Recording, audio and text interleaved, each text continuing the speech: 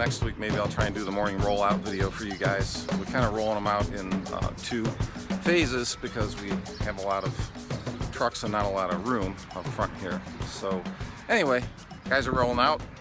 Another day. It's beautiful out. About time, and we'll get to it. Head in the office here. So after everybody gets out in the morning, basically I try to get back in the office here and try and do a few things. All right, first thing in the morning, we'd like to get our coffee from the Keurig machine. See, we have this frou-frou vanilla cream coffee, and then we have some Jamaican nuts coffee. I'm not into the whole flavored thing. Just give me plain old regular coffee. Okay, that's what I want, and so that's what I have. So what I think a lot of people don't understand about running a business, especially when you have multiple employees, is that I think a lot of people think that we just sit around all day long and count the money, but that's not really the case. I have a lot of things on my plate. I do a lot of things here in the office, and then I actually spend quite a bit of time on the road, either doing sales, checking up on customers, checking up on the crews occasionally, and as you've seen in my other videos, kind of hands-on. It's hands-on all the time, 24/7 hands-on when you're running a business. 24/7 hands-on. So a lot of what we do here, basically, it's somewhat boring. In the office anyway, it's not that it's always challenging, and there's always stuff going on, and there's always like issues, and there's problems to fix and things like that that we have to deal with on a daily basis. I think what is kind of important to understand here is that even though I've built my company up to where I don't have to do any of the physical work anymore, and I haven't had to do that in years, I say it's more mental than it is physical now. So I think that's probably a big takeaway. It's a lot of mental stress instead of physical stress.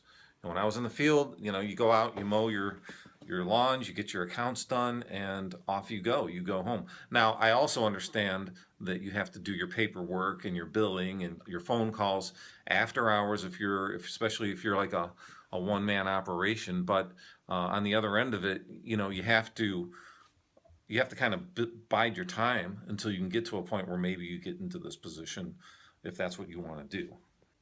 So ultimately, hey, do you like that back there? Hang on. Does anybody know what that's in tribute to back there? Actually, that is, I wanted to make a big flag of that and fly it outside my office, but I don't think that would go well because my brother also shares this space with us. So I don't think that's going to happen. However, that is actually in tribute to Steve Jobs, because when he got kicked out of Apple, he made a flag, Pirates flag with the Apple logo in the eye. So I thought, wow, that'd be cool. That would be cool to have that. I'd love to fly that. I make a big, huge one and fly it outside my office so that everybody that drives by knows that we're not going to take second place. Okay, but anyway, I thought it was kind of cool. So there you go. So like I said before, I try to batch my time. I'll do office work. Yesterday I was in the office for 10 hours, so I was basically here all day. I didn't leave. Today is one of the days where I will be here for a couple hours in the morning, and then I will be out on the road dealing with various things. So I'm going to try and take you with me on that too, so that you can see. The stuff here in the office is just the mundane stuff. It's the same shit that you do every day. It's like, well, we have bills to pay. Well, we have, meetings that I have to have. I'll spend an entire day, I think I've said that to you guys, I'll spend an entire day in meetings. So, for example, yesterday we had meetings with my staff until about, I think it was close to noon. And I do that, I structure it so that I can get in and out of here and have a very productive day, so that I'm not trying to have a meeting with one person this day and another person this day. The crews, sometimes I will meet with the crew leaders, the foreman, on an individual basis, and it's sporadic. Sometimes it's on the job. I'll stop and do a one-on-one with them. How's it going? How are things working out here? How you doing?